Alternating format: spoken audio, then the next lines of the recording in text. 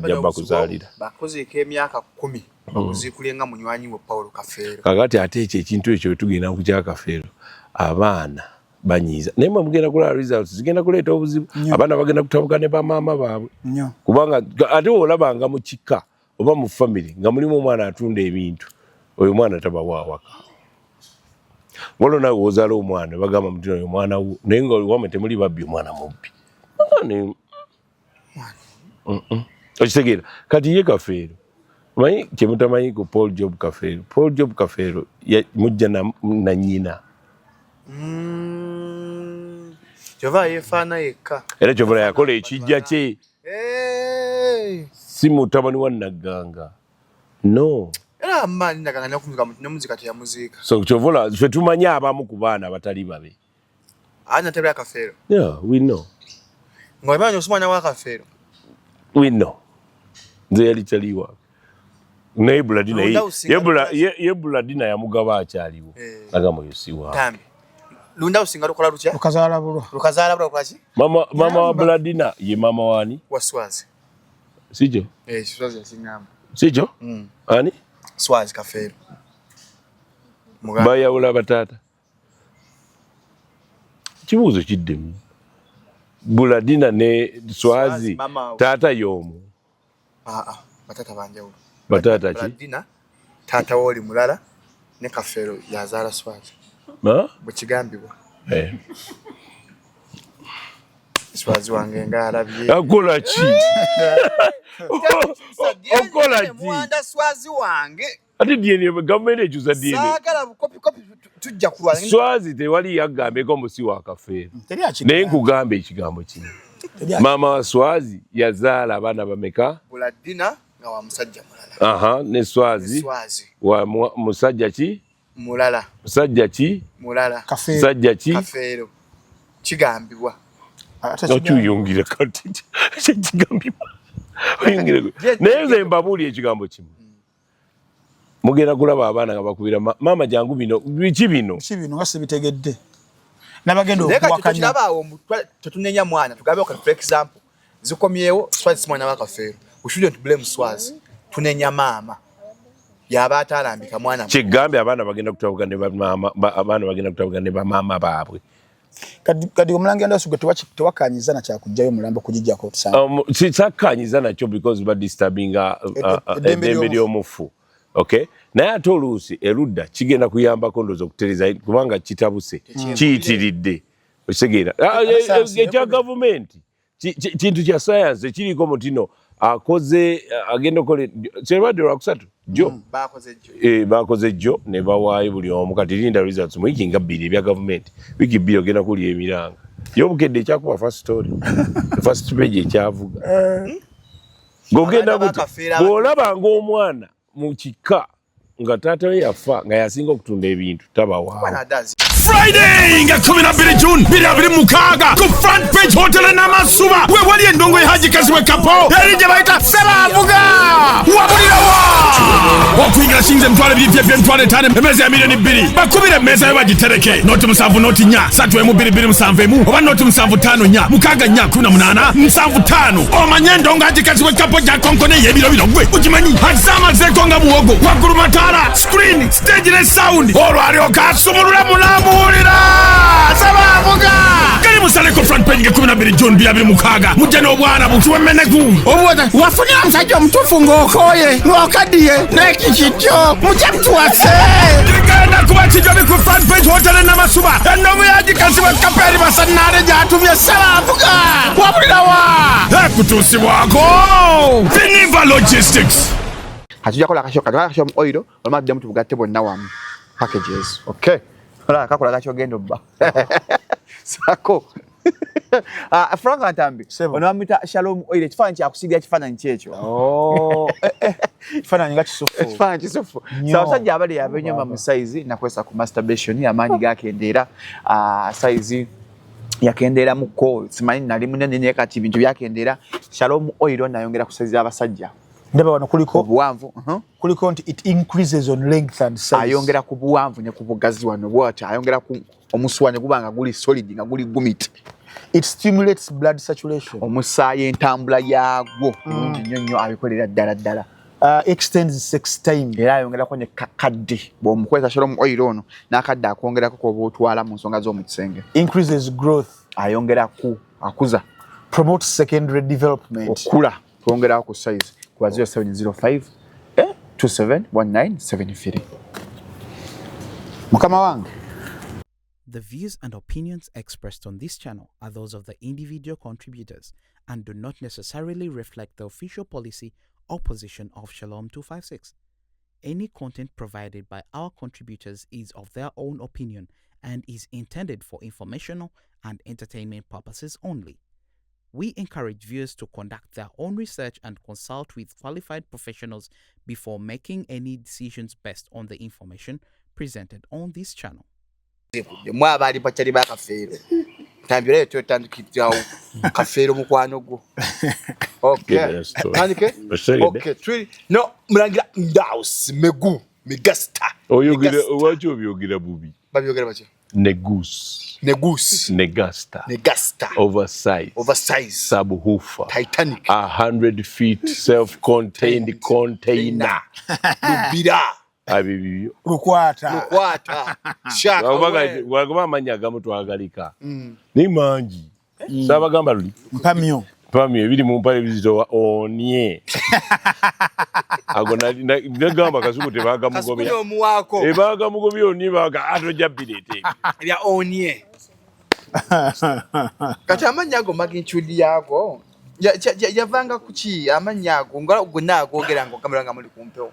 Omanyi nkubulire fe totandise. Tuli ku set.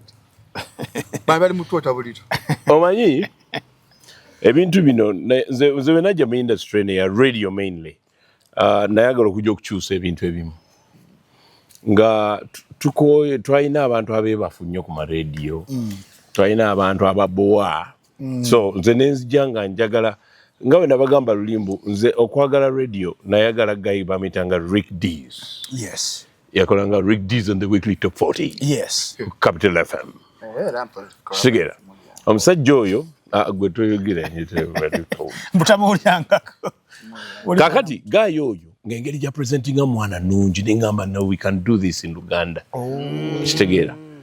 Nebyo binabyako na 1.3 Capital FM. Nengamba we have those voices, we can do them. We can. So nengamba we can put it in now on language.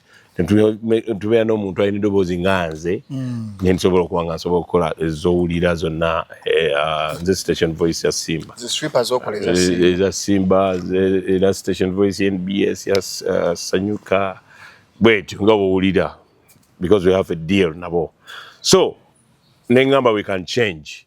Kati nengamba naye kiki kyenyinza okuleeta mu industry kuba nasanga mba Alex Ndawula baaliwo abasajja ab'amaanyi baali bangi nga muchantosi omuli we Alex Ndawula muchantosi tekundisa amannya ge yakozesanga nga manje nenga we can do this in our own language. Kakati negwe njugana yali mveko amatogere une just wona bona. So kakati nengamba no I can get names nange nembera nga ngazi y'amannya gange. So netubeera tulina nentandika Negus. Buli saa nyinza okwongerako amannya mu lunaku. Negus kiri mu Jamaica. King. Negus. Negasta. That's a radio king now. So Negasta is a radio king. Negus is a king. Negasta is a radio. Negasta is radio mu Jamaica. A radio, but in Negus. Negasta, radio king. So Negus, Negasta, oversize. Why do I be oversized? Bime ku try to me big size. Nga no katinze kambere oversize. Oversize na big size silo kisengo obunene. Kakati nze wembera ye big size mu industry ya music ze oversize. Radio. Kati Negus, Negasta, oversize. Then subwoofer kinene. Subwoofer jimanyi. Evamu eddoboozi subwoofer kati bwe mbasi gogende mu line nyizo gerabya Negus Negasa oversize subwoofer. Then I brought in the Kuku Wazabanga from the Congo guy. The Congo guy. Kuku Wazabanga, do you know what it means? Yali president wa Congo. Do you know what it means? No. Enkoko Segwanga. Kuku was Kuku was a banga. Kuku is Nkoko. Nkoko in Congolese. Segwanga. So, Kuku was a banga. Then I brought in 100 feet self-contained container. Byonna byonna by'abantu banene 100 feet self-contained then randika then Timbugudulu Walusewa Mr. Manene ebyo kubifunanga Radio Giant Radio General ekiteta ava kusengejero kiboko ya mchafu omusajja ina ka engine mu kifuba ekiteta ava kusengejero lemere ku radio ana atoba kati ate ekiteta ava kusengejero kiva kuki Katongole wava kusimba n'agenda ku beat yatumanyiramu Katongole ngava kukola eri program ya gwe yagenda ku beat n'ayagala okumanyiramu ninga mwana mwana gwe naleta ku radio atumanyire kuba bo baloweza nga mu ntalo boveno n'ogenda eri ate yera bideli radio siye ajja kumaliza ve agenda eri atera nsange kuba nze ndi consultant so kati nalumba in fact yamulumba senkubuge yagendayo zijukira nagenda ku beat naita ku reception naingira mu studio nambaka gwe senki negwe senkubuge ali omumanyi anti yagenda eri nagamba waliwo obugundu oburadio buli awo eyita zibaye empologoma baliyo ku makyaba asaba ebye ebimugwa mu matu nagivuga nagenda kanjo cha ayingira tasalikako gula wano kati jangu binyonyole Katongole omutongole n'atunula ati yatongola abatongole mu butongole bwatu yatunulanga katongole omutongole so kakati ebyo nabenda kati ekite kyava ku ssengejero kyekyo nali mutegeeza nze nalwana nkozesa mannya ekite kyava ku ssengejero kiboka kyafa omusajja alina ka engine mu kifo Bud Spencer firimu njukira oyo binsanga ono papa His Royal Radio Highness bwana kubwa awo na wezi zikoere ogano ogawuli amanya ago wonna wezi zikawe kuumira kusigala kumpewo ne buvagera gaja sigala chovola buli omalo ndawuli angamba oyinza okusanga ekanze nga mukyala nga mpita ne guusu omulala najja nagamba mutino oversize omulala buli omalo ndako erinyayo ebitwali tebabi ate kandabe edda baali bongeddeko ndawusi kawalaji Ndawusi Kawalaji. So kakati amanya ago gajja gayina meaning na lwaki gajja kati nkome kukiruba lusewa Mr. Management ebiri mu mpale bizitowa kati mulimu amapya kyamanya olisima ebikibo ololo waliwo amapya kati ka 15 kati bwenkuba intro giwulya genda okutugenda jajjanda awo kanga akoza application agambe sijasobora kati owulya intro yokaya dakika nga 7 gamba mwana gayo tetwatuwa mulimu sobola ono ye munene waawo kati bosi wange ayinza okujja nagamba ye ndaos oli omulala mpita ne goose bampita amanya naye olonda nze nkuwa package n'olonda mukyoyagala Mr. Ndaus mu myaka ebiri okuva kati it will be 2028 tugenda kuba tucelebrating emyaka gyo 30 ku mpewo radio we yali nga mugitandise there were few radio stations back then ez'Oluganda waliwo CBS yamuyadda ku kubira ey'okubiri banja abazze ne bagenda but omulangira Ndawusi akyaliwo with a lot of relevance ey'amaanyi ntera okulaba radio Simba ku TikTok. How have you been able okubanga oyita mu buli season mu buli generation ngo survivinga nga season ya Norway gitwawulira but not just being there but still very big, still very relevant, still influencing others right now even okubanga oli mu kusomesa you impacting your knowledge ku baana abalala media school yo nifanaganako webityo kugamba ngo sikadde mu special media because muri mbanje abalimu but ne bavaamu ne bakola ebirala mbayingidde ebyobufuzi bamba genze bweri wegwanga abamba yingidde ebirala kugamba negwe okubeera nga yeso oyina ebirala bingi byokola tugenda kubanga twogerako nenga media nga yo the core okyagitwala maaso. First of all, neruli nabagamba ekintu bw'okikola ng'okyagala kiba kikunyumira nze I feel ekintu kino nkyagala si kyepaatikako obupaatiisi ng'omuntu anajja nagamba njagala kugiyo biri bye mbeerako ku gundi kye nange mmalyeko awo obudde oli ekigambo amanyiira alowooza mmala budde kampitekawo gye mmaleko obudde awo nga bwe njiyo ekiddako abantu tebayizaawo kiddako kino kyekiddako kye tuliko kyennyini so ekintu kyenkola nkikola because nkyagala nnyo era nfuba okulaba nga tekinva mu ngalo kyova olaba mutino ntambula n'omulembe we tuba tuyigambe mutino kati ekiriwo kigambo gumite kijje nakyo kyekiri kyenjogera oba okitegeera ekigambo gumite kati kyekiriwo bwe tuba tulina ebigambo egamba mutino nogambayo kyekiriwo kati nze ntambula n'omulembe kyenabagamba mbona nsanga nga njogera n'aba Navio. Navio ayagala nnyo njogere naye oluzungu. Bayangamba you guys supposed to be an American. Engeri gyogera oluzungu n'oyo guy mutabani wa Lima Namakula MD. Yes. Wetuuka okwogera ogamba mugayi mu America naye nange simanyi oba lwaki njogera oba lwakuba naye soma nnyo oluzungu simanyi. But I like English. Nayagalanga nnyo oluzungu. Era abantu beewunya nnyo naddala abakola ku radio z'oluzungu mutino wenjogera nabo oluzungu.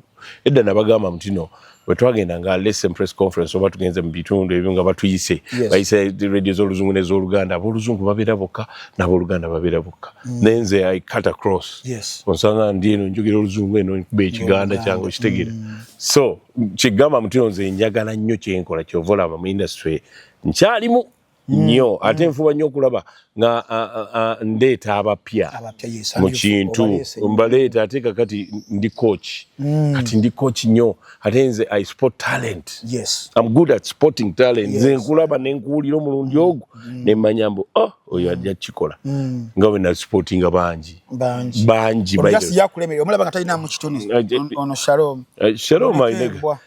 Shalom ayina ekitone ate yezuula mangu nnyo n'atuula ku bino yezuula nnyo kubanga kati yandize n'aŋŋamba teyandibale talina kyaŋŋamba naye kati neyeeyiya mangu n'alabika mbu ali kuno kati ekitone kiri wano ate kati ye nga walina godfather we Kasuka ate nze godfather wa Kasuka kati nze jjajjawo no kati beba jjajjawo naye ate alina balina okugattagattako awo abongerewo kubanga tujja kutuuka nga tokyabeera nnyo ku kamera tolinagira nga naawo directing anogamba yakole naye kakati muntu yenna yina yadde alina brand ayagala Shalom gwaba ayagala tayagala gwoli gwa trainings ekitegeera so kyenkola nkyagala kyovala nkiremerako I make sure ntambula n'omulembe nakyo that's why mutino olaba ntudde nnyo mu industry era oli wansanga agamba mutino naye musajja gwe tokaddiwa naye tetuva ku mulembe tetukola ki ffe twayingira ebintu bino nga tuli bato nze nayingira radio nga ndi 20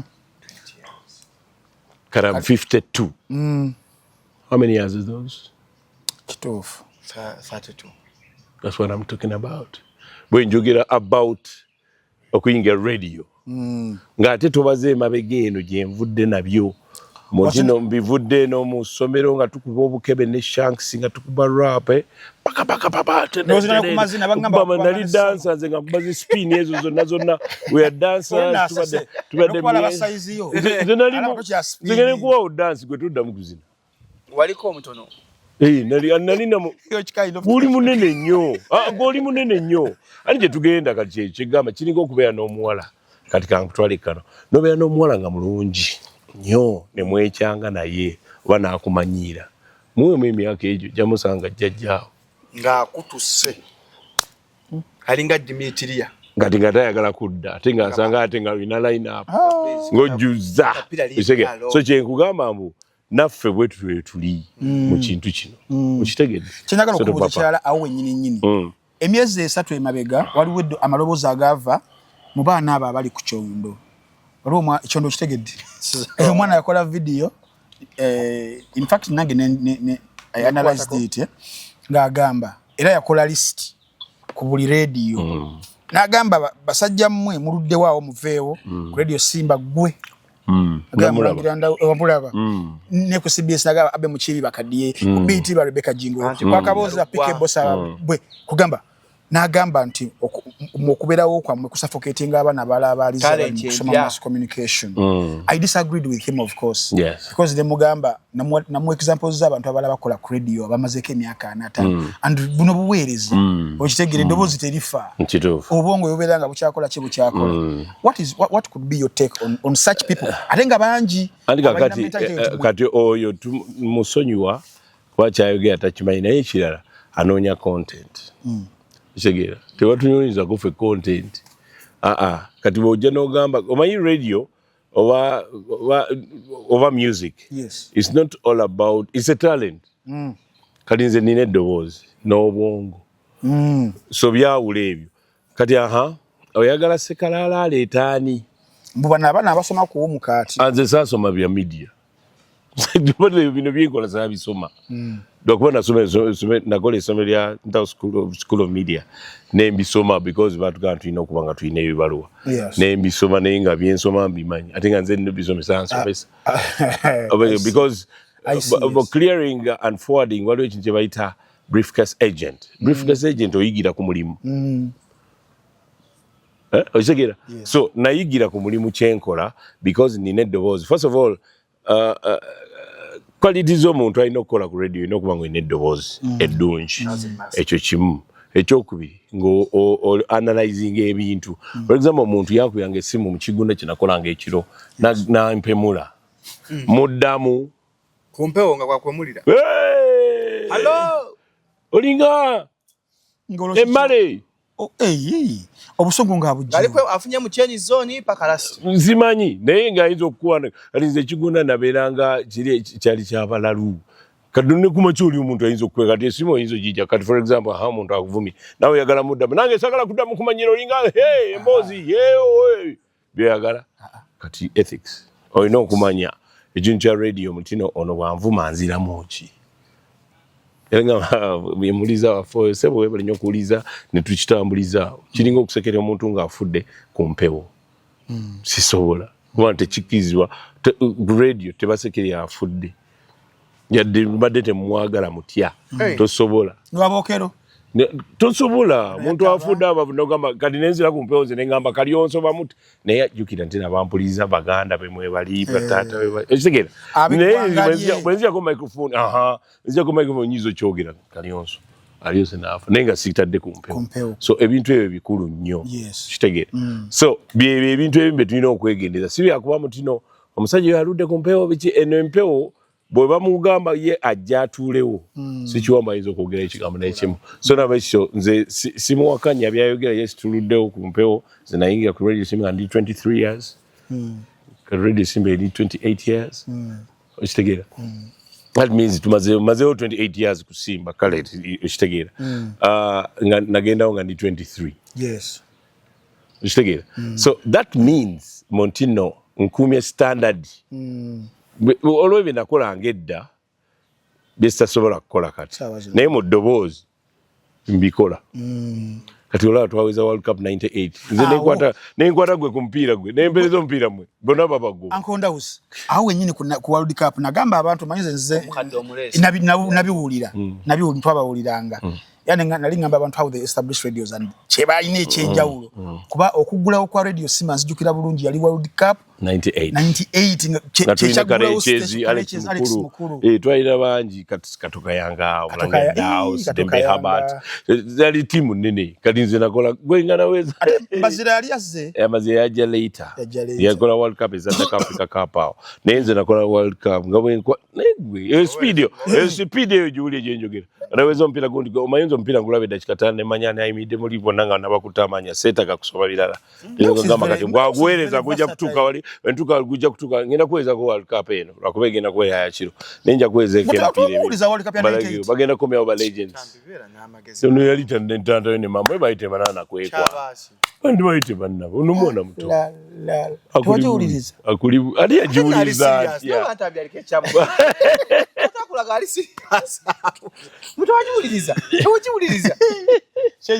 98 twaweza World Cup twali tugezaako kulonkinga radio ne Brazil wa Brazil twogere mwe cyane ku Brazil Rivaldo Ronaldo aba Kaka by that time yali kafu aho bona bali banja Roberto Carlos man agwereza Captain Dunga kaka kisinziro manyika twina obuzibu microphone wogikwata bo tuyinza okuba wantu nyumya ya character ebera naye wali microphone wojakajaja kalinye ne utandika okwogera bigambo ng'otigenda speeding ndo kapa kiringa kado normal mugamba kusabira essala ya sanda sobola yatukola ku Sunday National Address kiri kiba kirala ngoli mu character kiri simanyi bojingira mboti ola ebintu byebi kiringa okuya n'omwana omugamba waliwo omwana gogamba tudiziniremu I dance okay na tandika sumulabusumu n'omulala eyekonga oluvanyuma laba banne bazina n'abajoyininga neyefula ate tumulabe yatuswaziza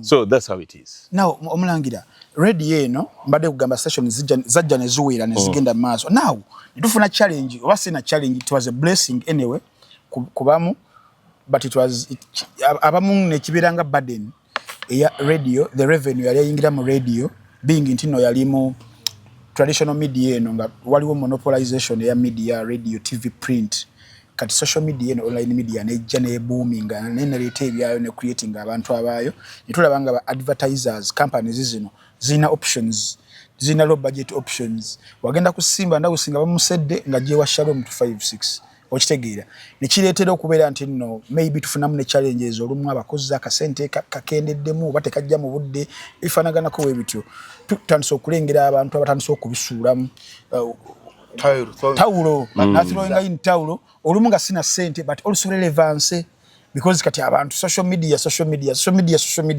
nga wabeera nga yakebera banasukulinga teyerabamu nyala bashalomwe yakajja myaka ebine kimu frustrating harmonization yali badde etya tusokera wali ku cha revenue radio bazinyigiriziddwa mu Connect TV kwa nalaba ne mukulu waffe tata waffe King Kalisa yachogerako ko nagamba yali agambwa government nagamba bano bana social media bana ba online media tubabajjako musolo because ebitaffe musolo mungi tusasula abantu bangi production costs ne bifanaganako webi first of all kucha kuingiza akasente harmonization yali badde etya kuba China radios kikulu kiri nti social media yajja salako kufe yasalako kasente ketufuna ne kwegamba ne companies ezibadde ziteka mu sente zirali kugamba katwina alternative singa kino kibeera bwe kakati ate ffe kitufuula abalala era nze nsasanya abantu abakatandika okukola mu radio oba mu TV oba ki ffe tuli more relevant waliwo omuntu ogamba mutino yogera about Simba Ndaus CBS Abe Jigera waliwo brands ezo zogamba eyo ndala era ne manjogera sente zange ndala era bembeera ngenda kuba ambassador wa some brand kiba kirala level ndala okitegeera so ne wabeerawo bana abalala abawansi abo abasuulayo tawulo n'agamba kati nze kati manze ne mba sifunye sponsorship oba brand oba ki mbeerawo sibulo kyakulya nsobola n'okubya omuntu namba million 10 because of the name. So erinya twalizimba dda. Mukola social capital. Ekigere kati twakikola ekyo kyaggwa. So kakati bana social media bwebezze naffe olina okukyusa naawe demo social media. Kyovola tutandise okukola obuntu. Tuli kantu ne tekaliko omutino omusajja omukulu naye oyogedde biki kati gwe byeyogera so abyogera nakula byotabuse. Sagala kutamu kumanya nze sisobola. No one will shine my shine. Okitegeera kati level ojja kutuuka okulenga tosobola byogera. Ebyo nga tubifudde kwa. Kati nze sisobola byogera ebyo. Era nze akantu kenkola sirumba. Wabula mpa magezi. Era obeera bwoti. Nze mbuulirira naye nga nkulaga kati ekyo oyinza okukola ekintu ekikyo. Bagamba omusajja omukulu naye n'ayogeramu. Yensi wa Bina Baby ate abeera busy ba prosperity tebalaba. Naffe tulina emizwazo nga tukituwoomerwa okufa atabusa we mwagala awaawo. Otegera ebyo.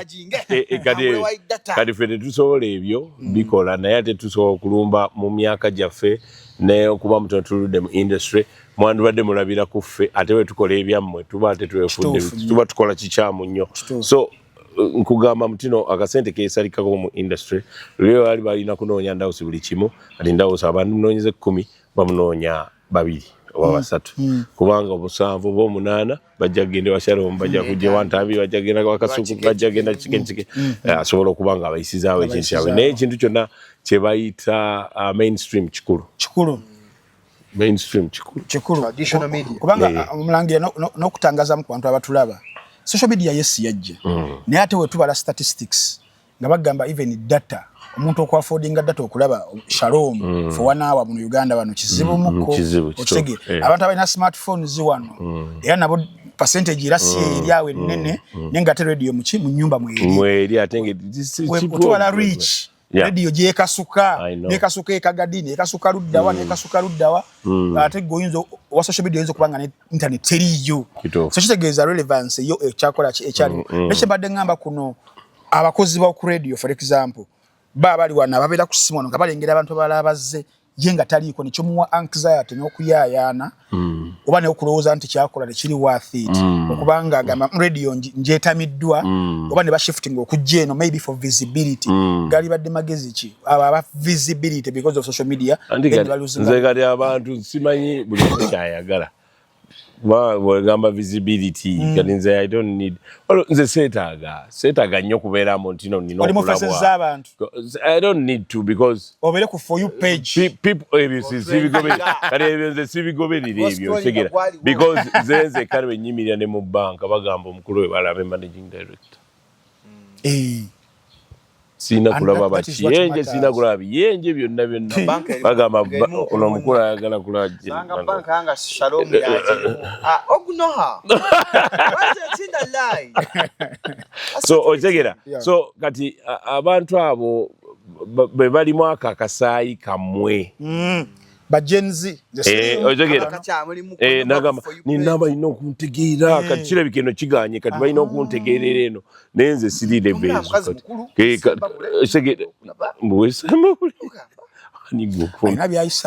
nange miwulidde kati kigera so nze saagala kati nze nakola ebintu byonna nembimalayo so kasi chovola nze nembeera ne bandi yange nze mbeerawo emisana nga bakola sound ntudda mu bantu bambonga ne buli ogamba mutino omulangira enda osubuyo tekisoboka abo bajja naawe babeera ne gaali babeera babakuuma ninga ndi awo ntudde ne muzeyi mbalamusiza bane muli mutyamu gyebaliko kubanga byonna twabikola ebyokuvimba tetukyavimba because we are above kuvimba we are above that ekitegera so kyegamba mutino baba baagala nnyo kwefuula bajenzi naye ng'ate emyaka gyabaleka kati okikola ng'okaddiye oli akulaba yaddala nga waliwo ekikyamu ku mutwe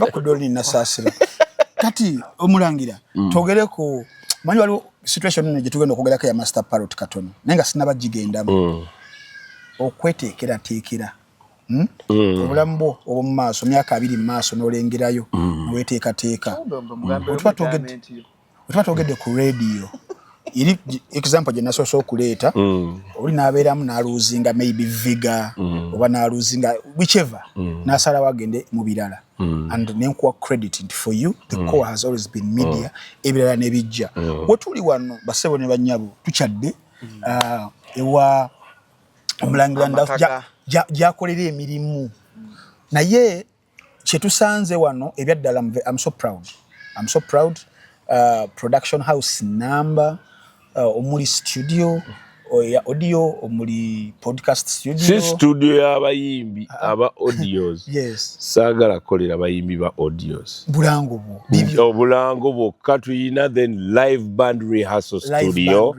ne podcast studios si bino byaba producer waali simanyi ati yagenze ate ali erityoge kimukube yes now that is a venture omulangira n'olengera nti no the future egenda kubeera etya kiraga omuntu ali visionary okumanya wawo tukola ki wawo tugenda instead of okugamba kankwate enkumbi nzikirire mu kyalo n'emyaka gimpeddeko obamanya abantu abali yes gwenga gwe diwe watula no realizing the future which is here anti kati era nagamba nina kaddiira mu kintu kino nga nkitambuliramu nga kisobola okutambula nga siri nawo kyova olaba mutino nkoze ekintu nga media house eno oba nkoze podcast live band rehearsal studio bandi biki nga nina benina okukozesa bakole byenjagala nga lyadde siriiwo ne mbandika sente begenda ku account so nemekadira mu kyalo kati sirina emyaka 52 nosanga yo 52 mu kyalo abamukinana mu kyenda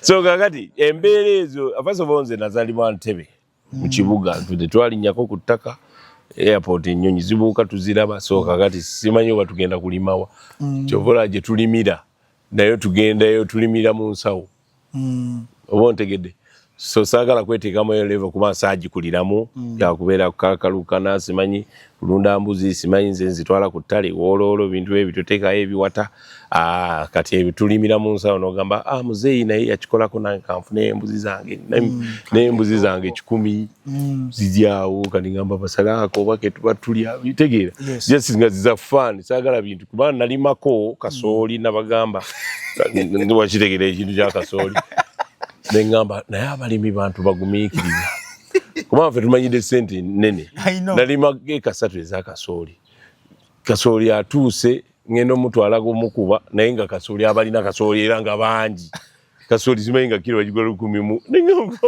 these guys bakola batya kati ekirungi nalina embizi nenkuba mu broken nembiwa embizi zange kati ebyokulima ebyo nembivaako ebyakasooli nengamba kati nze wemba nnima munaalima ebintu nnima byange byawaka tulinawo byaffe n'embuzi bwennunda zakulya si zakutunda eba ngamba nekaddiye nezo tuzirye neyo tugirye sirionda mu kutunda kubanga sente butono tumanyire sente nene okitegeera so okukola ebintu bino tuba twetegekera future ate nga at the same time ngenda kuwa abantu emirimu abavubuka kati ate mpa abavubuka emirimu kuba be baliko nze nzikiriza mba abavubuka bano be baliko mwe muliko tonoma okitegeera so emba nina kyenjagala Shalom yatunda nina okukwatagana naawe sijja kweragirako because ndi legend no kyovola bonoonya nabantamina noonya ng'ayina okunoonya nze legend hosting nange nenzikiriza kubanga gwaliko gimazima that's the truth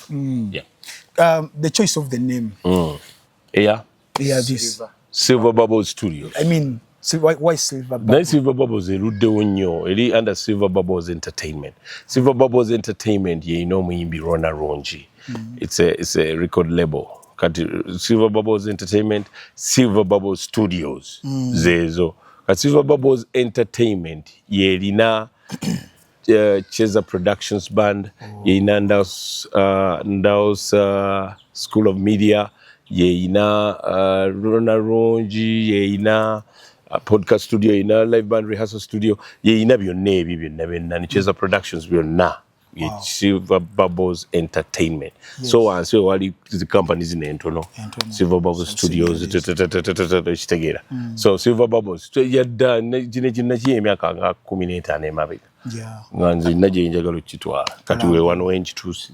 Ndaba nga kyengeredde ddala. In 2 weeks tujja kuba tulisted bulungi. Tuli dawa wano mpozi. Wano tuli mayitawo Komamboga, Tasso Road, Mpererwe. Okay. Ojjawo oti Mpererwe nokkirira bwoti Tasso Road kati ninyaawo waliwo Mulinde Road otusanga bwova nene ekyanja era otusanga ova ekisasa era otusanga tuli ku kolansi yonna kujja akataka kovugako wano ng'oli wano oba otuse essomero noli najjawa n'essomero bano yolijja sigala walala essomero liri gayaze mbyawula eri ninayo directors abalala bakwasaganya nze siri good at schools naye nayagala nkoleyo naye tumanye abantu kyenkola ku radio nabo basome ekitegeera ate wano kirala kati ate wano nze ndi too much of music kyobola mbeera nnyo wano nina okutuula naye ate saagala kutuulawo kubanga bwe naatuulawo bakwano bange bajja kukozesa advantage eyo mu ntino wendi ajja tusalirako kati bajja kusangawo abantu abaliwo nga be bakama ba wano nze nga ndiire nga kati oyagala ekya ojja kunoonya omukyala bamuyita D ye human resource omukyala oli human resource ojja kunoonya production manager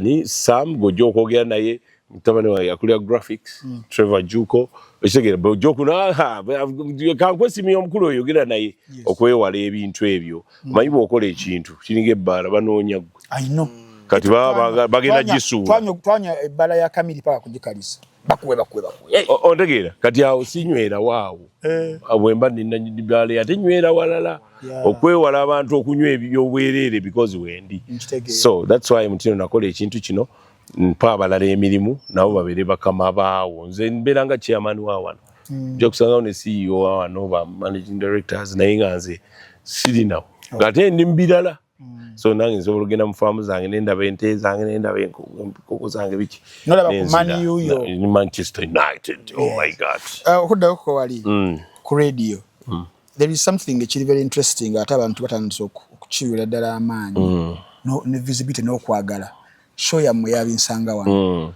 those segments ezo buli segment kibateekayo eyo ejjudde a lot of creativity which is very consistent like every day creativity tulengera obunyoba program obunyoba segment obunyoba kisenga obunyumirako obunyoba ng'ovudde ku the creative genius Mwamian Julius but the two characters you ne Yan Bibso yes nze zinyumira nnyo how you contrast ne muyingira mwoli abantu nkolera kika munana ekyo kibadde kitegeeza like kadinganzi yasoma performing arts I see really a scene abantu abalaba nabo bulijjo kyotasobola kubeera nga bashalo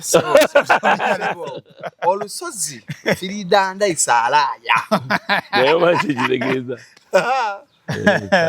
so kibadde nkubuuza ndwagala nnyo nembombo zigazigayi kibadde mbuuza like ebintu mu bijjaluddawa like really that kind of creativity it's because they're not creative you get shocked no because other radios not kubateeka wansi but you can only find that at Radio Simba you can only find that naddala nnyo mu show yammwe eyo of course n'endala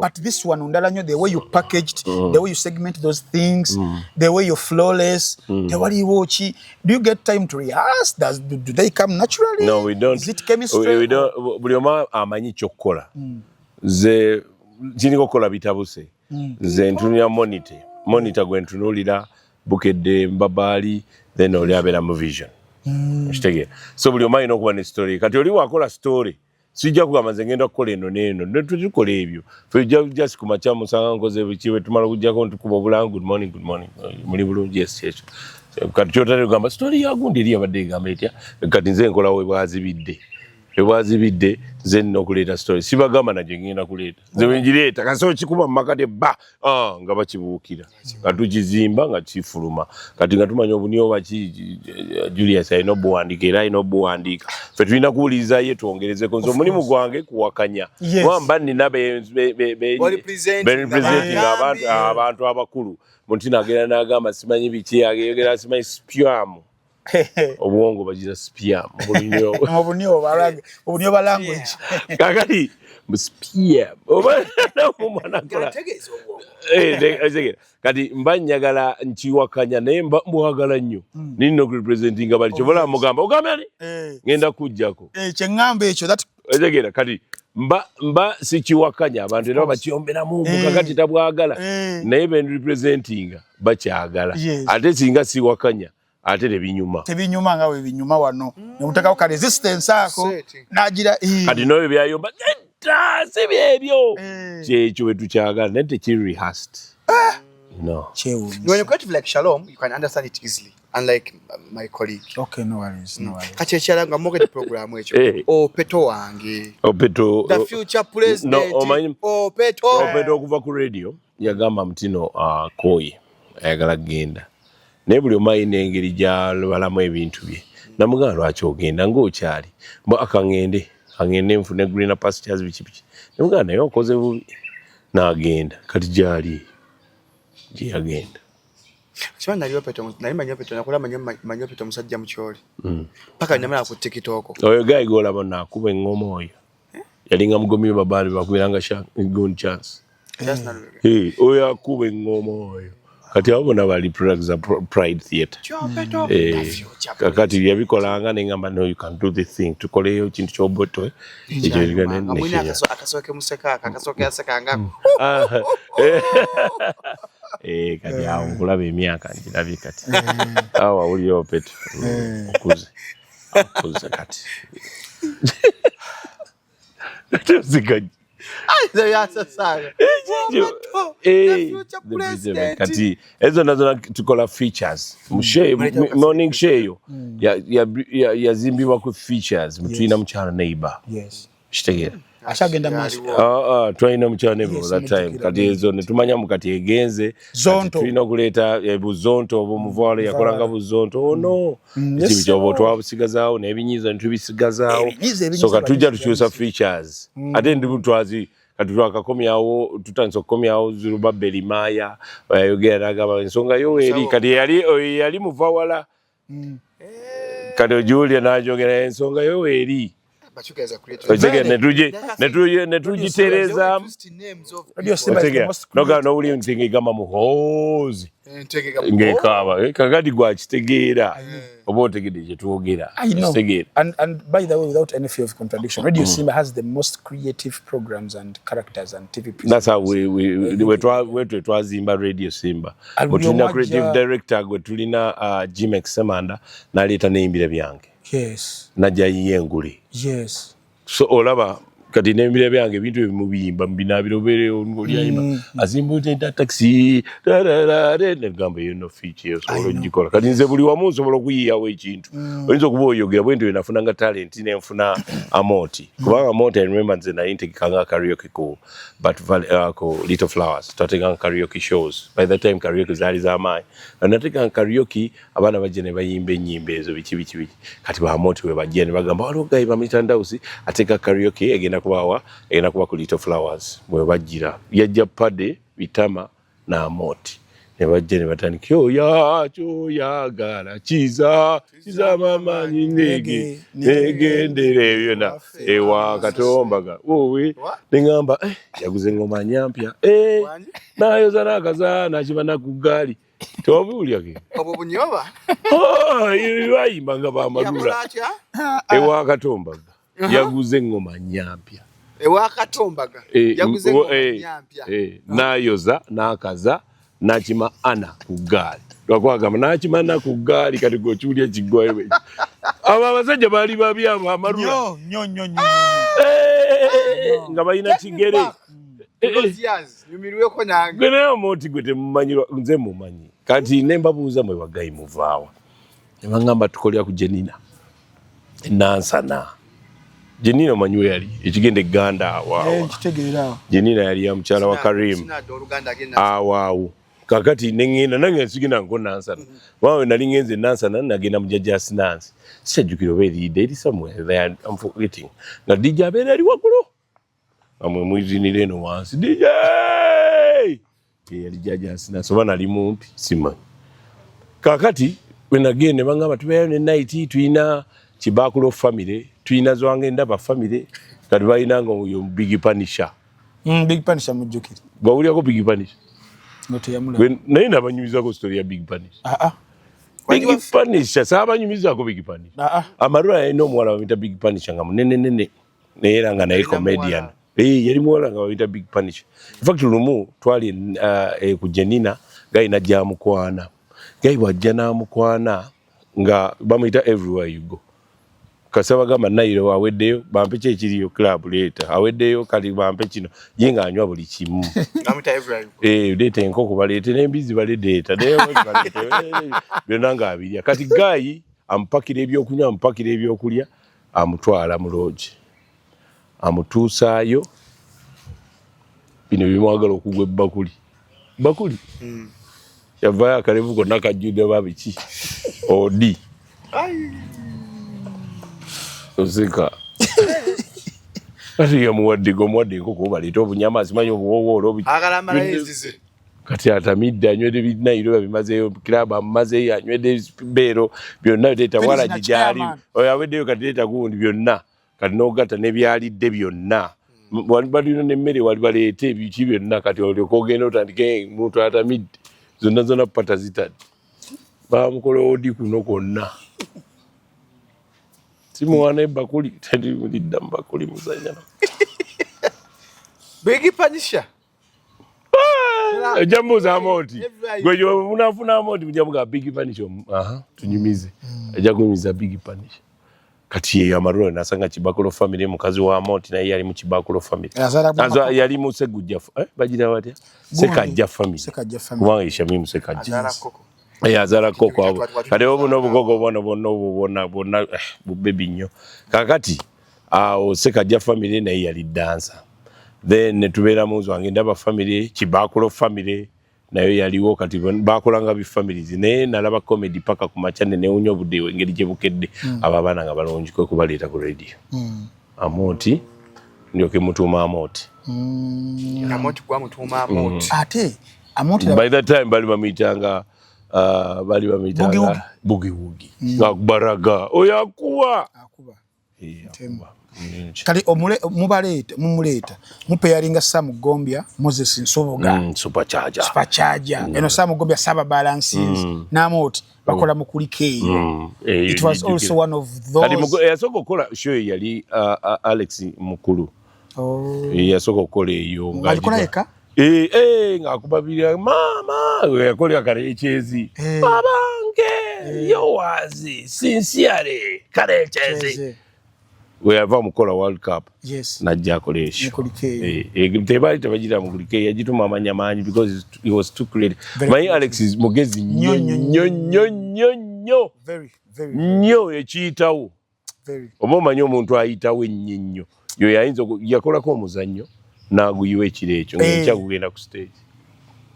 Is a creative genius. Naguyiwa gwonna naganze tegunnyumidde. Ng'enkya nno bagulanze ogenda kuba ku stage. Ne muguli yasinga ekireekyo ne gugenda ku stage enkeera.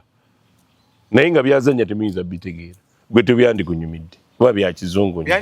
Byanyumira abantu. Yakolanga Good Muganda is we baguyita okwo. Good Muganda is. Yatokoya 30 years of banana. Naye nga gwe toyinza tobisobola. Wow. Saba nyumiza Messi yakuba reverse. Messi yakuba reverse. Tojukira ndabika. Messi yakuba reverse then gatako kuba mtu na inokusasula nazo ganonye ensobi wa kusemeda sente. Bakwe national anthem oyimbo Uganda. Na kutemasa. Agaba kati mulabe video eyo. Omukyala Orlando. Gwe yayina omukyala Orlando. Yayimba akola bwana. National anthem bajimba banyenye omukono. Toteka kitiibwa mu national anthem togenda kufuna yadde ekikumi kwe ajja abasala bwatu bumisiko teyali musasi kyekyo yagendako mu muzannyo gw'abakayimbye n'aguyiwa nga mu muzannyo biki avuma abasengo we wakibuga nemwe omugula mutya ebintu byammwe bino bifu byonna mbiiwe n'ogw'abazungu yagendako era kya n'aguyiwa nakanze emizannyo that's not right. In fact you're fools. Alex Gomanyi walekoze kati goli kiyenje nazo kwa interview. That's all. Wasuka na kubola nze chali wange nnyo. Yanga mogenda kutandika ekintu kino. Kati interview ogenda kumpa interview. Ogenda kumbuuzaji.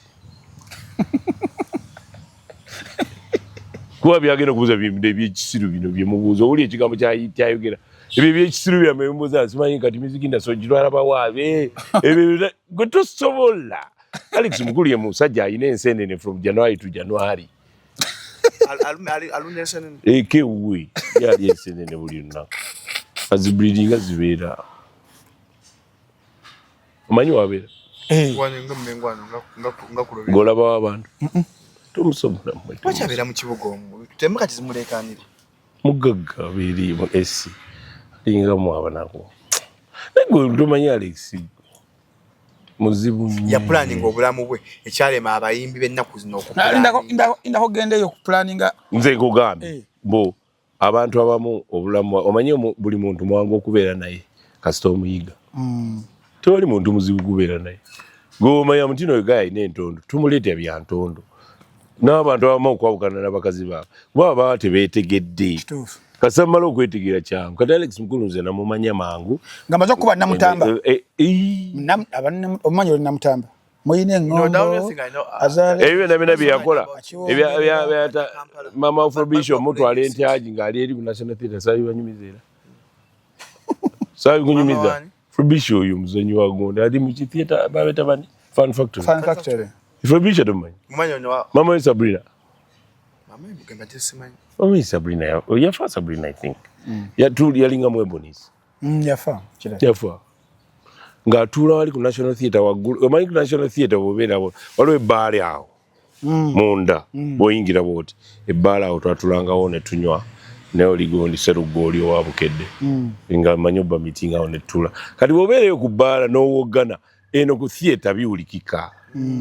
Kati waliwo omuzannyo genda mu maaso eno ku stage gwa Alex Mukulu, Sabrina ali eri waggulu akuba enduulu. Layira! Stopping omuzannyo. N'ayambuka. Nizimenya Alex mumumanyi. N'ayambuka waggulu ku muzannyo. Eri waggulu ku bbaala. N'amuvuma. Nga n'abalabi muwulira. N'amukakkanya nadda nagatukumiwa. Natandika omuzannyo omupi. Nga n'abalabi basigadde mu balinzi. Mulagawo. Bali bamumanyi. Negwe Alex tomumanyi. Kati yeba abantu. Ekyo bino byagaba abaana muunya. Mutuufu. Muunyiza. Naye ng'ekibu tebawunya. Ekibuuzo tebawunya. Kati omuntu nze kangula ekyalo ng'ojjano ng'owunya nze nkugamba. Buuzi kasuubula nze namuyigiza okwogera amazima. Naga nenda musajja no yitiridde. Okutte katima owunya genda ofune omujaaja. No nze nayogeranga amazima bwenti. So that's how I am. Era kasuuka ebyo naye namugamba yogeranga ekikuluma. Kati wayogera mbu muunya. Abaana bawunya. Bana abantu bawunya. I know. I'm telling you abantu bawunya. People don't deodorant yaseneme. Awo yakanana. Naye nga toleeta bino biwunya nga chapati. Waliwo ebiwunya obubi. Oba noleeta bino perfume Queen okimanyi bati Gift of Zanzibar. Oba zigundi bire biraba. Waliwo batunda buno 1200 ne business z'abantu ezo. Andi waliwo obuwunya obubi. Nkitegeera. Ono beeyo okakola bwoti. Tebuba bulwadde obwo omuntu okuwunya. Waliwo buno batabulya mu sepiki. Obuchowewo. Bobugategale ba. Esepiki osenako obusenyu. Batunda 200. Kawunya kabakozi. Kawunya. Bwa Oscar. Kati tunasika ki? Ndawusi. Tuva kumukulika eyo. Manyi njagala nnyo tuddeyo kema bega. Nje musajja ne mulete maaso. Yes, tuddeyo kema bega wali. Abantu bambala ebintu ne tulina omuntu asobola bitunyumizanga ebyabeerangawo. Mukulike yaggwa tugenda mu lutindo. Tugenda mawulire awo then olutindo. Olutindo olulabira kwani? Olulabira ku Bakaluba Mukasa. I think Bakaluba. Bakaluba Mukasa omanyi wali omanyi? Omukono. Peter Bakaluba. Bakaluba Mukasa yali alukola yasooka oddukola. Bwamala then olumula yalukola mwerabidde yakomawo ne mu Uganda mwerabidde. I'm forgetting him. Many people have done it. Paka Peter Kibazo. Peter Najji. Weyaje ne bamugattako banvule. Then omanyi Kajongolo figure. Yes, Kajongolo figure. Evans Walusimbi yakolanga Kajongolo figure. Omuwulira Kajongolo. Yes, Kajongolo figure namuwulira. Kajongolo figure ngayo. Wayagiranga ati ayina akantu ke yakolanga. Oyo twamukyusa bukyusa omuteeka mu bintu ebyo eby'amagezi. Naye he was doing Koti Lutiko. He was, Koti Lutiko, that's a G-Mex. Yes. That is this team yagenda ku CBS Oscar Chintu Pinga Henry Mpinga Sempija Noli omuwala yani Adija Chinobe that team Oliani Muchi Johnson John Bosco Mchibi Kaswigiri. Yes, that's the team. So abakolanga ekyo. So which we chat. Bade kugaba ku lutindo olwo. And right now it is still relevant. Peter oyo because yandoza sindo serving yes. Bangali dene nyonyo the chemistry jazimbe ne ba panelists baleta nga it is just 1 hour n'engeri because you remember mutino twaina by the time tamale mirundi tuzimbya lutindo oluzimbya abantu bangi tamale mirundi yava Betty Namboze timu nene nnyo abagenze mu parliament abasinga obungi bayitidde mu lutindo juga twaina nga Simba wakati. Simba ku Sunday. Simba wakati. Wali uli akusimba wakati. Wali akusimba wakati. Simba wakati. Yabeeranga nakulabi. Kata uli mukulu. Simba wakati nga bonna abantu abalina mwe twazimbira bano bonna bawulira ono omwogezi kati takyali mwogezi wa Kasiita. Si yagikulira kati.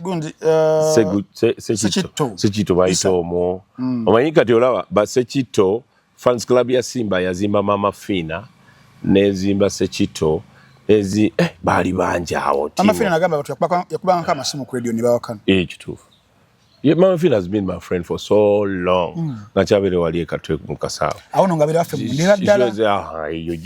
She was a good friend. She's been a good friend. So Mama Fina ye muntu gwe kubire se muganya kala kakadde nantera ko bubiri. Nange Because she's a personal friend. Mama Fina mundeebo ndabiranga ddala. Ndabanga mugezigeza jaga tobuwayo.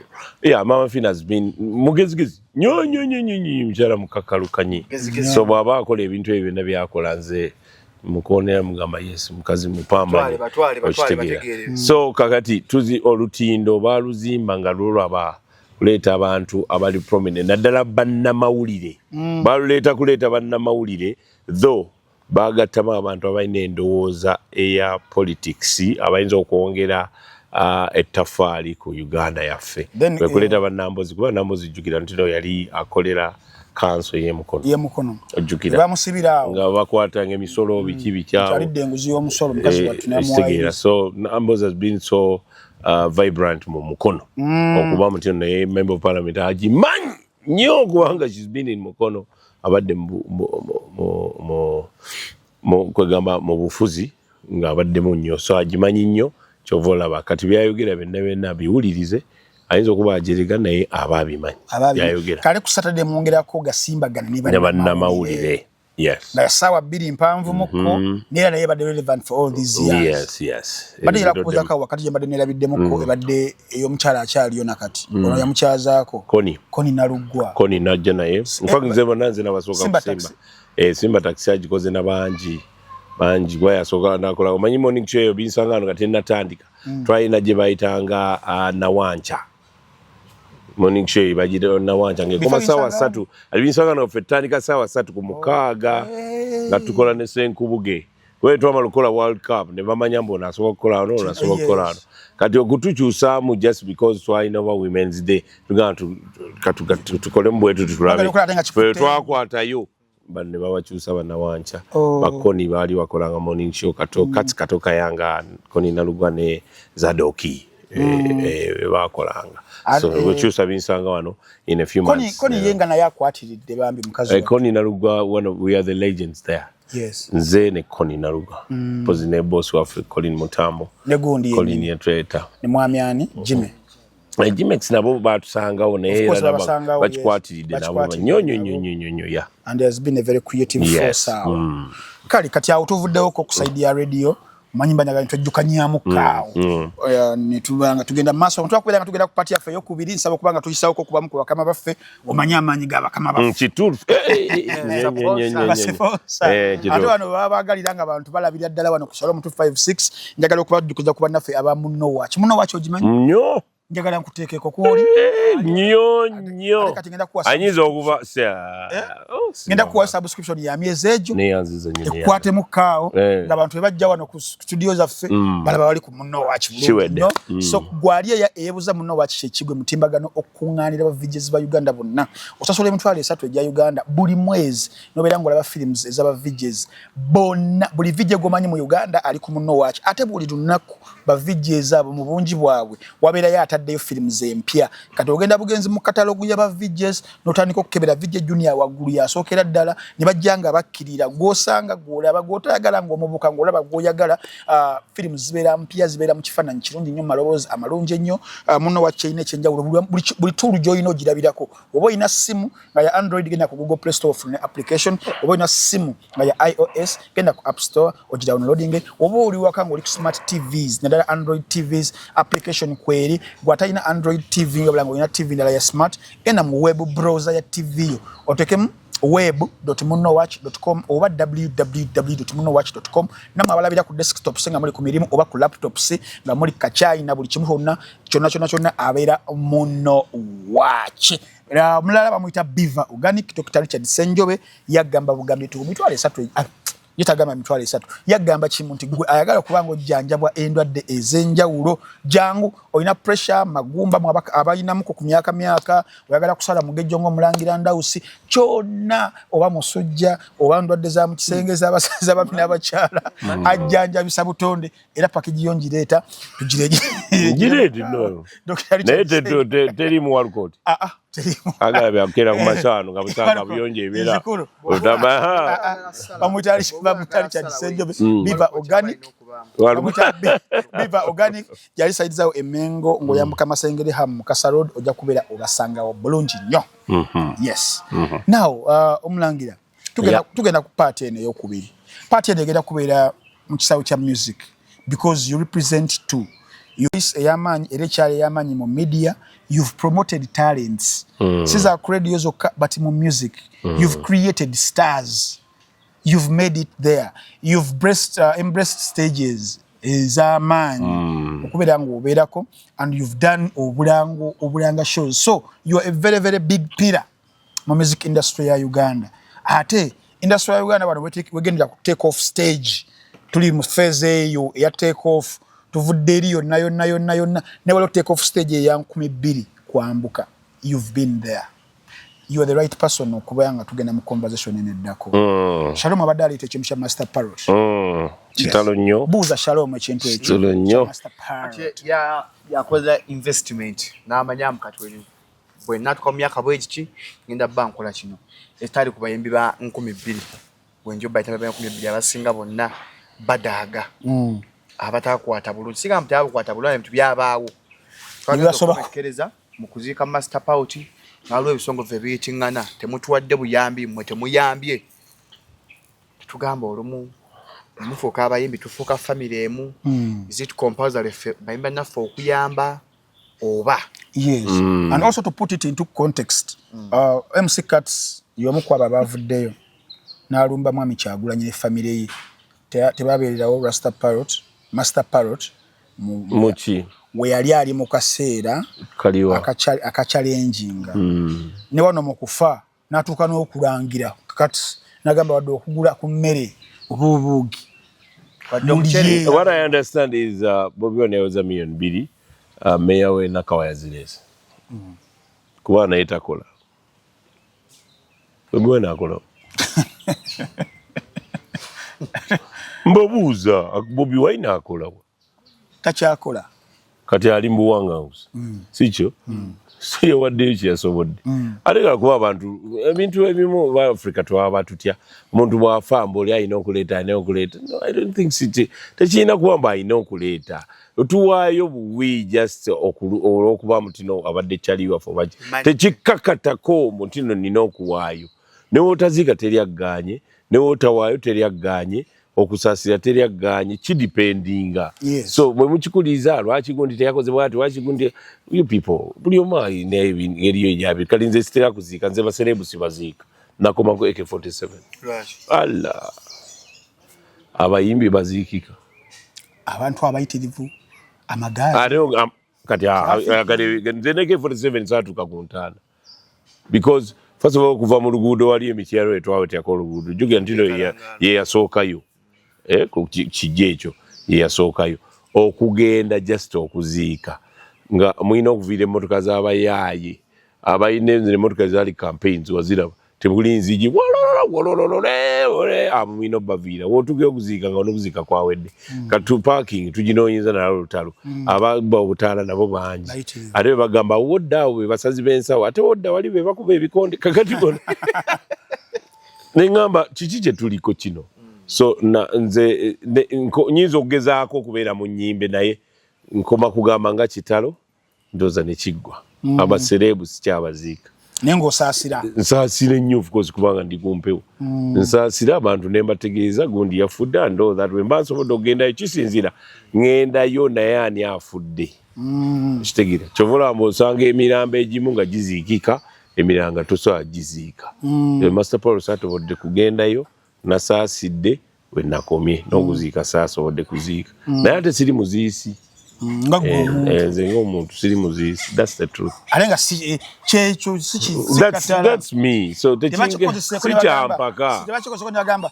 omulangira taziika affe waba afiiriddwa bwe kibi ate bw'oba toziise nange ewange sikugaana sikyampaka mbu olina okuziika kubanga oli aba yafudde kituufu ekyo tetulina kyakikolera wena gye tulaga so era n'afudde tajja gamba gwe lwaki tewanziise ngenda kukutuga no kituufu ate aba tajja kulemera ku nkungulu n'oba tomuziise otegedde so ekyokulemera oli teyawaddeyo lwaki oli bijera Misachi yayogedde. I was so happy about Misachi yagambye kati gobozze ate ogamba Shalom baliwa ate bwetandika Ntambi ayinza okuba yakusoose nawo nga tomanyi nakumanyi ne mu ddwaliro yasooseeyo oba yaguze ne kofi oba ne kofi tegera naye nga tigoyo abantu baliwa gwekola ekikyo gula ennyaanya oba kola ku bya tenti oba ku by'obuugi tumanyi okoze naye tolina kyokoze bano baliwa bintu ebyo kati nali kulumbe lwaba Peter Miles nagenda mu church nengenda ne kulumba eka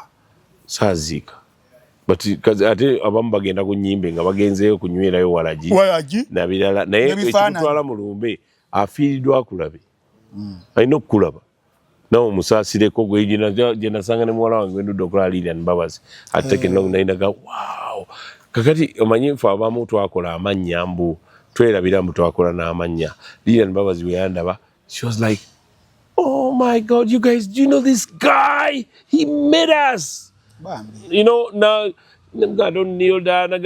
Papa, I don't know what to do, but you in our lives you are very important. Kagana nze ndaba kiri simple kubanga namanyira okuyamba abayimbi ba promote nzenga sibasabe na sente nze ka sample yango ine ekintu ekisobola okutambuza industry. Kati wewe unyambugwe for you maybe them. Shalom is breaking them.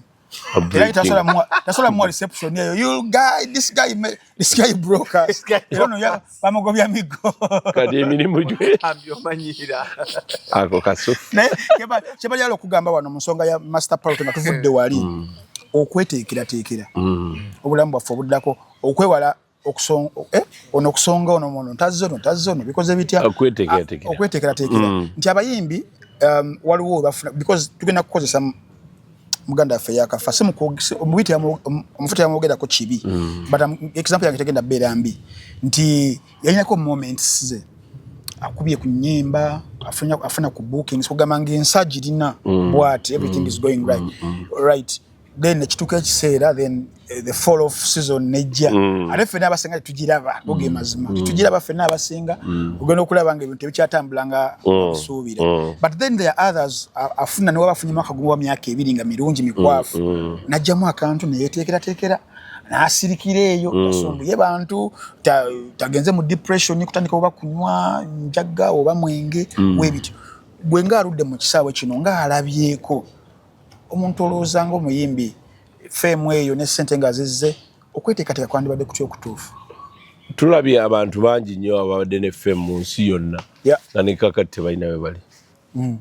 omanyi femu erimu sitaani mungi sitaani ayagala nnyo femu kubanga akozesa ebintu bingi nnyo ate obeera nga muvubi mu ntino leero bajja kukola booking enkyabugakitegera kati ojja zirya zino ojja kufuna ziri endala obusimu butandika okuvuga avuga obwo obumanyi mukulu tubadde twagala ojja ku mukulu muyimbi twagala ojja oyimbe ng'alina shows nnya bookings kati alaba is on top of the world yonna alaba byonna yeye so kati abamu balina ba-advisors abakyamu the advice wrongly nagamba nenda tukole bwe emotoka yameka vuga nlwaki oli avuga emotoka y'amaanyi otegera be balowoozaamu baba tebakyawuliza n'abazadde baabwe tebakyawuliza bantu be babadde nabo ababadde babawa amagezi agategereka abo bonna bafuuka basiru agamba kati omwavu ampaate amagezi so sitaani atuula nnyo mu bintu by'abantu abantu basaasire mu ntino ensi eno omanyi era ekyova olaba obeera mu nsi ng'olina ekyobugaga kye bayita obulamu weeyagale bw'ofuna ku ssente abaana bo bali ice cream bali ebyennyanja buli omu kiramba oba osala buli omu omugulira mbuzi bukyekyo kubanga biraba bino byonna mugenda kufa nga obikoze abaana bo babitunde okitegera bino byonna babitunde ogambe oba natawaanira ki ebintu bino byokola mbikolera nze na mukyala wange that's it abaana nabasomesa nabo bakola ebyabo bino byokola bibyo na mukyala wange that's it nabo bakola ebyabo kati oba ovuddewo ati bya mukyala wange oba bitunda yamanyi oba bikoza ati bibye si by'abaana bange abaana bange nze ekyobugaga kyembawa basomesa bamala okusoma bano nabo beetakulire wanaye wetakulira kibakoza ne Hendrick that's it ugamba olina bategeka ani yamumma gwe wakiibwa musanga wagagamba yagimumma anti najja kubuuza nti eriwa nedda kati mbuuza mumukijjewa Mutino wakuba teyamuwa gwegamba yamugambe te comment section kumanyi gali na senga yakwata si wewe tebakola si wewe tebikola omwana alina okwetakulira wakati kuganya okwetakulira batakulireko kati katubuuza mukuyimba gwalowooza atya Mutino lwakuba dadiwo akola ku radio nawe inakola ku radio gyali ali bubi kati ali bulungi is doing very well ali bubi mbuuza tali bubi yakubirako esimu n'agamba Mutino jangu omunoneko bamuwe amafuta musangane mu bbala n'endongo waba talina nnungi tajja kugobera footsteps za taata we tajja kuyimba kwelanga endongo passion ng'ayagala kuyimba reggae oba kukola biki byebyo byayagala so temujja mukanga Mutino lwakuba mwana wa Bebe Cool naye alina kuba nga Bebe Cool yamutakulira naye si buli omu alina kugoberera kya taata we kyakola gwe kimanyi Mutino oyinza okuzaala omwana tajja kukola bino byokola akantu kewammwe kyo tokiraba ate oyinza n'omusanga abaana lwakuba tolina baana bagula olina akaana kamu sirikamu olina abaana baana okyazaala ate nkubiriza zaala bangi nze njagala aga 10 n'oba bameka nze nina okuzaala yohu Ellie, your granny is here. Kati mwe mubyogere ne bwe manze taata yo bajjajjawe yamanyi nenze muzaala so kati olaba ebyo nebimoyogeze nawe byonna bimwogera Mutino jjajjawo unaze oba jjajjawo bataata we naye mu musaayi gwe mwali kitegera kati gwamanyi oba ogirika oba jjajjawo azze oba taata wazze oba godi jjajjawo azze mwe mumanyi okuzaala kuno kunyuma nnyo abaana ng'oli myaka 3 like 20 babanjawula abaana abo as you're aging n'enkwaso zinafuwamuko abaana obukadde balabeera babukadde kati nze nkubiriza abantu lwakuba kati ennaku zino abantu bagamba ate we naazaala abaana ani anaabaweerera biki Katonda yabakuwa era baba mu programu ye kubaweerera paka anti kati bye mutya buli mwana omukisa gwe asibye mu banka asimbye kufuna school fees byonna bye bamwogera muzaala obwo busatu it's okay gwe kati olina busatu mu maama omu tambadde obuuza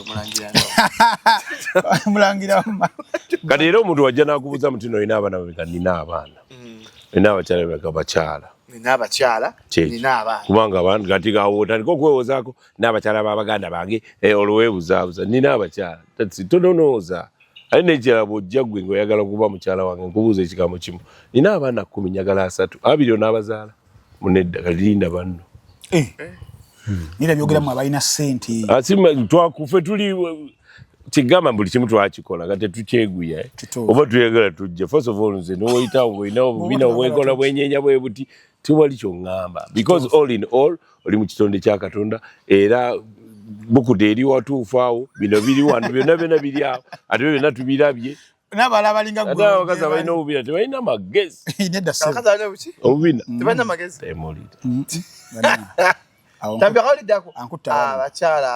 andi kati gwe bw'oyagala wakafuna bameka abamagezi era wakawasaayo bameka obwongo tebuli mu kabina ogumiza lini obwongo tebuli mu kabina agumiza nnamu kasajjeni kati osanga oyo nagamba oba oyo afiira kikwako mutima abantu baagala mutima obeera n'omuntu ng'ayinza olira omuntu ayinza okuba nga ayina figa ye mulungi nnyo naye ng'omutima gwe ga omutima ye love nabo obubina obunene baba n'emitima andi we baba n'emitima ekitoke naye omulya mamba ab'omu wali omulya mamba oba ontegedde so nabo ekyo bw'ondaba either kwolwo nina walubaawo kati kano kawala kamugalaba obwo buvaamu abakazi ate kavaamu omwana ne weewuunya n'okwewuunya naye lwakuba nabo balina characteristics zaabwe obwo obutono kuyomba buyomba okufa era balinga abampi n'abampi nabo balina obuzibu yes abampi nabo kuba akulaba omuzaala wakuba mumpi kati aba ayagala akulaga embu alina amaanyi okitegeera kati naawe we bali kati kali awo kanyama yalo oliakala nanze mbimanyi byonna I've seen it all so nabo ekito kisinziira omuntu bajja nga wakamukwana ayogera bulungi hello hihihihi muwemu mwezi ogwo ajja kutandika okulaga langize so kati byonna tubirabe kyovola mutino omwana nze batabani bange banandeeta abakazi kuba nze nja kumanya mbu wetajja ate sijja mumugaana kubanga gwayagala sinze mwina omukwanira omukazi afuna owe ate so mugaana gwaba afunye sinza mugaana bire byokufunira abaana abakazi byali byadda kati abaana beefunira n'atomera ebibi byatomedde amanyi naye era nga bafunyemu akayana kiraba ati kati kyegambe mbu abaana oyina baana mu bamaama baabwe okitegeera kati oba oyagala okukakasamu abantu bazaala fa mulumba olaba obwana busala dadi waiswe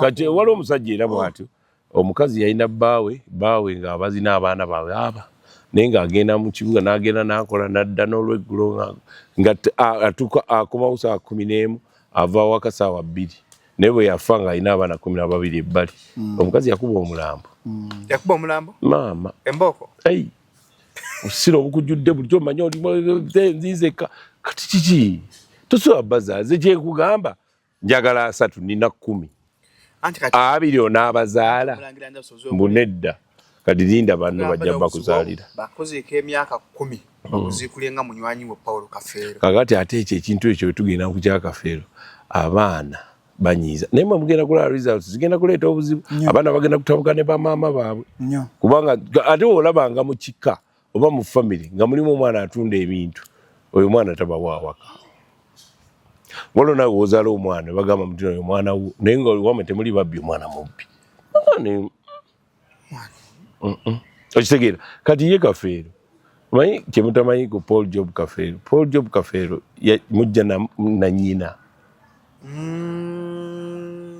kyova yefaana yekka era kyovola yakola ekijja kye si mutabani wa Nagganga no era amaanyi Nagganga nakumuzika nomuzika teyamuziika so kyovola ffe tumanyi abamu ku baana abatali babe natebera ya Kafeero we know ng'omanyi osumanya wa Kafeero we know nze yali taliwa naye Buladina yamugaba akyaliwo agamba yosiwa tambi lunda usinga lukola lutya lukazaala bulwa lukaki mama wa Buladina ye mama wani waswazi sijo Swazi yasingamba sijo ani Swazi Kafeero bayawula bataata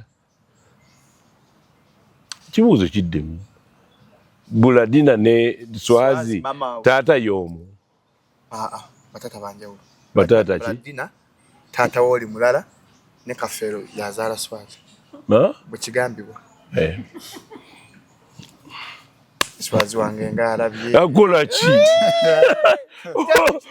okola ki mwanda Swazi wange ate DNA gavumenti ekyusa DNA saagala bukopi tujja kulwala Swazi tewali yagambeko musi wa Kafeero naye nkugamba ekigambo kino maama wa Swazi yazaala abaana bameka Buladina nga wa musajja mulala ne Swazi wa musajja ki mulala musajja ki mulala musajja ki Kafeero kigambibwa okyuyungira kati kigambibwa naye nze mbabuuli ekigambo kimu mugenda kulaba abaana nga bakubira maama jangu bino biki bino nga sibitegedde nabagenda okuwakanya tetunenya mwana tugambe for example zikomyewo Swazi mwana wa Kafeero we shouldn't blame Swazi tunenya maama yaba atalambika mwana kigambe abaana bagenda kutabuka ne bamaama baabwe kadi omulangira ndasuge tewakanyiza na kyakujjayo mulambo kugijjako otusanga sakkanyiza nakyo because ba disturbing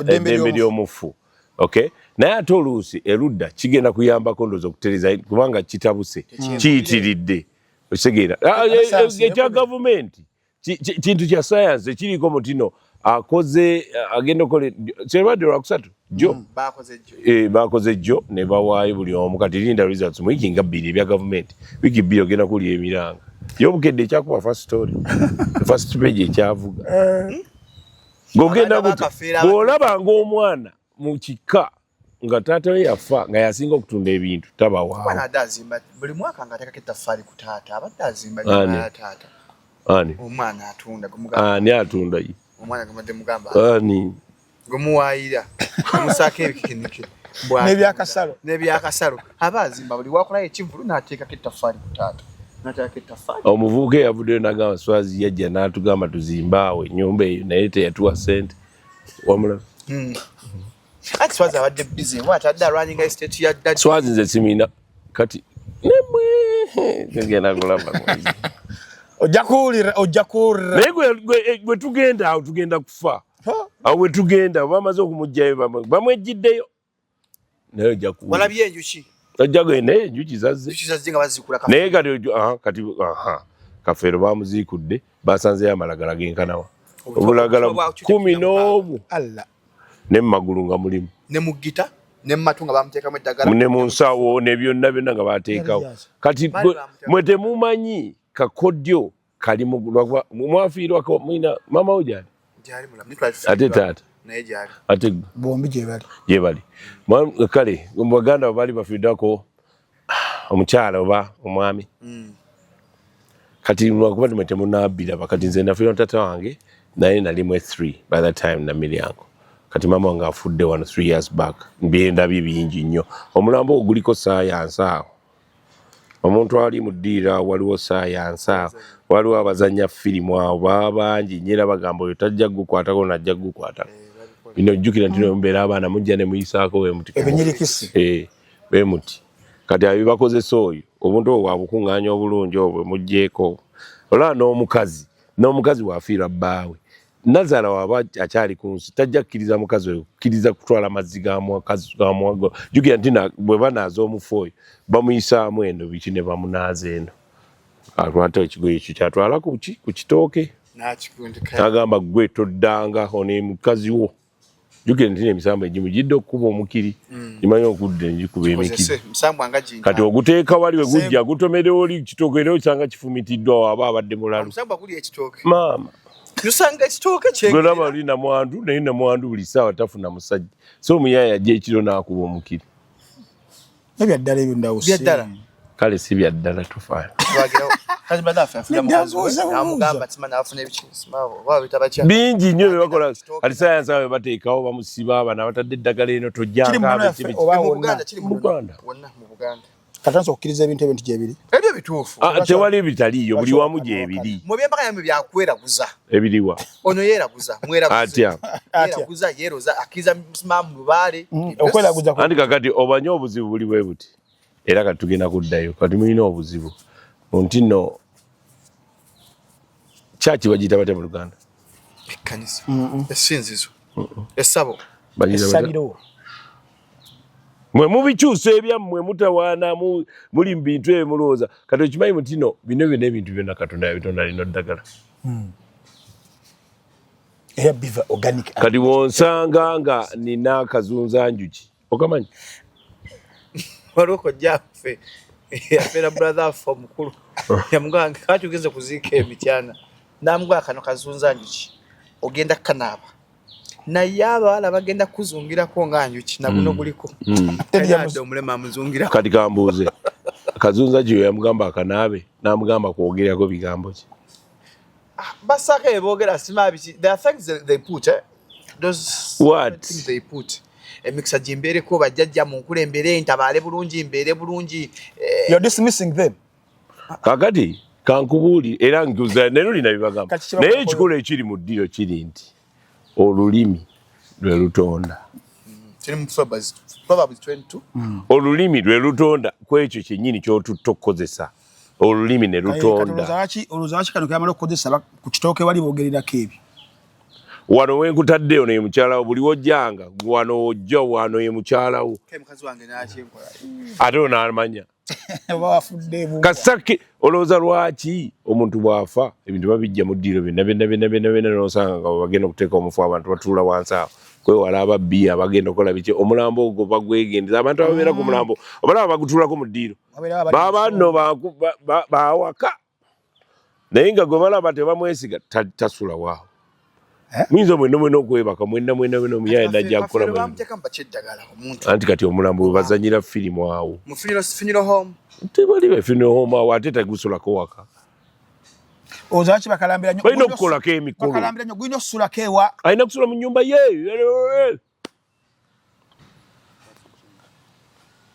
ebintu bizibu we bityo basanze eddagala Anti goli wakanya. Ne mu gita basi nendagala mu gita. Gochimanyi ngoso anti problem mugamba kuloga. Sibuita kuloga. Neza de ngamba aba bayimbi be batika Kafeero eddagala bamubeke ekitoni. Ngani ayimanga ye. Ele yakuba hit. Bo balowooza. Ngani? Banyabanga Kafeero. Bani. Nawe. Accessibility ga mulambo ogwo obaserebo. Enemwe. Nochimanyi nawe bakulogako. Nganyando. Getolo gibanga. Omusaayi gwa Yesu gwogera nnyo. Zize nange kunjogerere. Nayo chimanyi mutino waliwo oli agamba mutino nze ndogera mu Yesu. Tuchwate tuloga bondoga nga ngambaye Mukama buli ampeeze ekibi emyoyo emibi ayejo mu banga ejo mbwengula jonyanji sazamu pereza omuliro nkutura menya sibukulula lero lulimi nyere kale oli awotonza otonda maliriza ngamba mpita mu Kristo Yesu ayinza byonna kambuze Yesu ne Katonda ani munene tata mbuza will you answer me Yesu ne Katonda ani munene Katonda kuba ate ye yazaala Kristo Yesu n'amutuwa yakolaji yakolaji bweyagala ensi yakolaji n'awaayo omwana we yakolaji n'azaala Yesu Kristo bwe bagenda ekkolo ne bateeka wali President Museveni ne Muhoozi ogenda wano genda wa Museveni tonba mwagaza ki oli ye Yesu oni Katonda febanti kati tuli wano nedda ebyakatonda kati andi labayo bagamba bali bakatonda basatu obumu firini si kyekyo kyogamba nze kati munaye ekyewunsanze bwe bansaba Katonda yango tusaba sisaba Yesu kiri mu John 14 nandi nze mpita straight nze bypassinga nze ngende eri tosobola kwagala tata katwagadde mwana nze mpitamu kandi oyo ne bantambi abayita mu maama nze mpita Bikira Maria oyo n'abayita mbasiri nze ngenda straight bano bonna sibala naye nga ekyakafeero kiyigiza ky'abasajja katunzika abasajja nti nazeemu era bagamba bw'okola ebintu byokola bibyo na mukyalawo era nze abaana bange mbagamba bino ebintu bye nnina si byammwe byange anti Kafeero yalemererwa okuŋŋanya abaana abo kukibateekamu okukibagamba kuba abamu baali bato baali bato kati yafa ali 36 ekitegedde he was 36 first of all Kafeero si ye muntu ayala yayogera ennyo nze nagamba Kafeero nga wabeera wano ayogera ne babrother be bonna oba babeera batya simanyi kati wano tuli wano singa twogera bo nga beewulira naye nga ffe tetubawulira naye nga boogera yali ayogera mpola mpola bwe batyo ne baganda be bona wala nga tosobola biwulira naye bo nga babiwulira nnyo kati abaana n'abagamba saame first of all wali bubebi buswazi batogo babebi nnyo kati yandi bagambye ani najjukira nti no ani wali omwana wa tinti oyo omulasita oyo wa tinti oyo akiremezaamu nye kansabe edyeni ebere in her favor oyo mwana wa tinti oyo tumusabire amaanyi gatadde ku nnyumba ya Kafeero yateekamu n'abapangisa naye takuba endulu nga dyeni ewandudde omuntu nze ogenda kulaba nti endulu zokka nga beekobanye babbeko swazi bayinza omwagala omuwandula batamanya ŋŋamba ababi abatatwagala bakyala kimpadde omusajja gwotera ennyo osanga avuga akapiki akabbululu naye obadde okimanyi nti nno omukyala ayinza okufuna olubuto ebbali najja gwe n'olukuliriza omwana n'akufaanana bakutega akabobu akabobo I don't believe inside. No, there is biology. Wakanye? Akabobo doesn't work. Mbakutega akabobo no kabuko mwana. Teri bya kati bino si bya akabobo. Because the biology. Naye okimanyi montino waliwo ekiseera we kituuka nga omukyala wo mwefaanana. Katombaka y'omukono afaanana omwami we. Namboze. Afaana bakireke. Gutubulaba. Atwagamba ne Museveni afaana maama. Kasita abantu balwa bonna. Kati ne bali we kibeera oli ataddemu ate one night stand kintu kyangu nnyo olubuto olutwala sekendi okukwata naye ono abeera naye emyezi 9 yamenya ekyo nyakola na interview ne Swazi nangamba mama yamugamba nasookera kutaatawo Kafeero for us we are safe yasookera wa yasookera Kafeero yetabanga musajja yenna.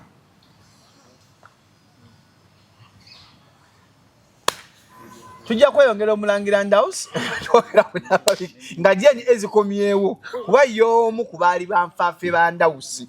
Muwulira akayimba kaagala enzimwe enya Ndawusi livuga nnyo nga likanti Ndawusi nga Ndawusi liwa likonda so tujja mweyongeza nga jeni ezitugera kunya nga jeni ezikomyewo mu wiki bbiri wabiraba wabitegeera wabimanya mubeere mulungi tumabira okuzimba nga mukosa Sempton Construction Company akala mukali abasanga kampala na Bingo Land Surveying banana aganya interiors mubeere bulungi mweraba.